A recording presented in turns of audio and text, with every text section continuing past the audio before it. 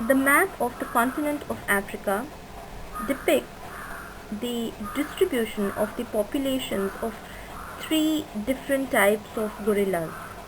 The western lowland gorillas occupy the largest area in terms of the gorilla population. They are highlighted in yellow color and lie towards the central west region of the continent. There are two other populations, namely the mountain gorillas and the eastern lowland gorillas, that are much smaller in size, and these populations are found in the central region of Africa. The described image scoring parameters are given below. This information is from the PTE official score guide, which can be downloaded from the website, that is pearsonpte.com. The sub-skills tested in this question type are speaking for a purpose, supporting an opinion with details, organizing an oral presentation in a logical way, developing a spoken discourse, using appropriate words and phrases, using correct grammar, speaking at a natural rate, producing fluent speech, using correct intonation, using correct pronunciation, using correct stress, and speaking under timed conditions. So when you are preparing your answer, especially if you're looking at a 79 plus level answer, right, which will have the highest score, you want to take care that your answer should have all these things. If your answer is missing out on these things, it is obviously not going to give you that score. And again, only once you are exposed to the training and you actually talk to someone who has been training on the PTE, or someone who has scored highly, only then can you actually figure out what these things exactly mean, right? Because there's a whole set of strategies that I would say, right, specifically for attempting describe image. But the good thing is that the question types are similar, right? So if you are exposing yourself to analyzing bar graphs, line graphs, pie charts, single graphs, multiple graphs, right, in one image, maps, flowcharts, tables, you know all those kinds of things, you can be actually very prepared, right, for this question type. Because again, the question types are going to repeat, right? Okay, so you just have to make sure that you are not simply focusing on regurgitating the data on the screen, but you're actually doing all these things, right? So under content, which is the most important thing, it says describes all elements of the image and their relationships, possible development and conclusion or implication. So here in the content, you have to highlight one word that that will save your answer, that will take your answer to the 79 plus level, provided you speak with a decent fluency and you don't have pronunciation issues.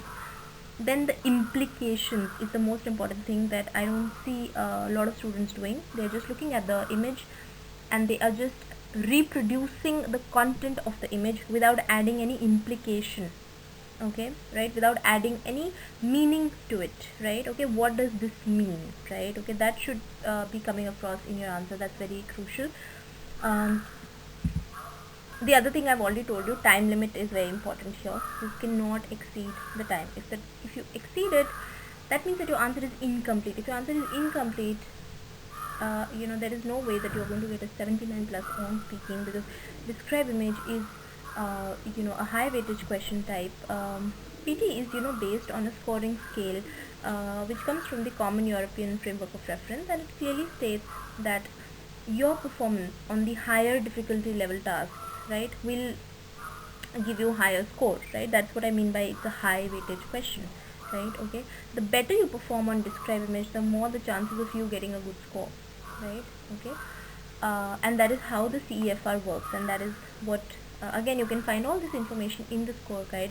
But like I said, don't let all the technical stuff derail you, right? Okay, how the raw score of 5 points is converted into the scaled score and all those things, right? PT is a scale between 10 to 90 points. It's trying to place you into a rating. It is trying to pass a judgment on you as to where do you stand between this 10 to 90 scale, right? How good are you as compared to other people who speak English as a native language, right? Okay, so it's not really uh, scoring you on the absolute sort of percentage, right? That you do very well and you pass and you fail, nothing like that. It is trying to put you, default score is 10. That means if you do nothing on the test, that means you will get a 10.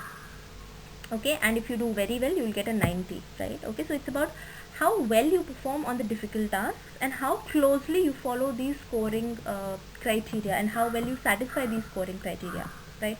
Pronunciation and fluency is something that needs a lot of work. If those are the problem areas, then you should definitely work on them, right? Okay, that is another thing that I see a lot of students doing, that they practice and practice and practice PTE questions, but they never address the problem area. The problem area can be their fluency, which can be so uh, difficult, okay, because again we'll look at what fluency means, and again pronunciation. So let's just go to the next slides and see what the two things mean, okay, and then if you see that that is a problem, work on that first. You know how to do describe image, great, but you might be losing out your score not in the content but in the pronunciation or in the intonation. I mean, you can see the details that are mentioned here, right? So make sure that you pinpoint where is it that you're going wrong, okay. Okay, so we are on the next bit of our scoring information. Now this is the detail of the pronunciation parameter. The pronunciation parameter says the highest pronunciation level, right? So if you if someone gets a 90 on 90 on the PTE speaking, what are they speaking like in terms of pronunciation? It says all vowels and consonants are produced in a manner that is easily understood by regular speakers of the language. The speaker uses assimilation and deletions appropriate to continuous speech. Stress is placed correctly in all words, and sentence level stress is fully appropriate. Okay, right? Again, you need to understand what this means in simple words, right? Okay, and only if you understand that will you again be able to address the issues that you have. But more or less, reading this score guide is compulsory. It is necessary before you sit for the exam that you read these parameters and you understand what the software is expecting of you. Okay, and this one here continues the third parameter, that is your oral fluency. And again, let's look at what is the highest level of fluency as per the software. Speech shows smooth rhythm and phrasing. There are no hesitations, repetitions, false starts, or non-native phonological simplifications. Now this is where if your fluency is low, I would really say that attack this. Okay, look at the topmost sort of scoring criteria, and then make sure that your speech is actually producing all that, right? Okay, no hesitations, no repetitions, no false starts, right? Okay, and no phonological simplifications. That means that if you're practicing describe image, okay, and in this question you saw that you had 25 seconds to prepare your answer, but when you're practicing, you're giving yourself 5 minutes, you're writing down 3-4 lines, you're writing down one paragraph, and then you are attempting. On the test, you will not perform well because you have not produced a set of speech that is without any hesitations, without any problems, without any issues in the content, the pronunciation and the fluency, by practicing it in the timed conditions, right? This is one huge tip for everyone who is facing a problem on describe image. When you are practicing at home, don't even give yourself 25 seconds. Your aim is that your speech should be fluent, should have accurate content, should have accurate pronunciation, with 0 seconds of preparation. Only when your spontaneous speech reaches that level will your test scores also reflect that, right? Okay, given enough time, anyone can prepare the answer, anyone can perform on that, right? Okay, so your you can say that, oh, at home I was so comfortable and I was managing, and but I don't know what happened in the test. What happened in the test was that those 25 seconds you were not ready to analyze the graph, to understand the graph, and you were not ready with the strategies and the skills that you needed to actually give that answer within 40 seconds. Okay, right? So when you're practicing, you are speaking for 2 minutes, introduction, body, conclusion, you are doing all that kind of I don't know, mugged up stuff, or you're doing something that is clearly not working, right? Okay, so I will say that don't copy others. What I will suggest is that first and foremost, understand that speaking is a very individual thing. You can have a different issue in your speech, someone else will have a different issue in their speech, okay, right?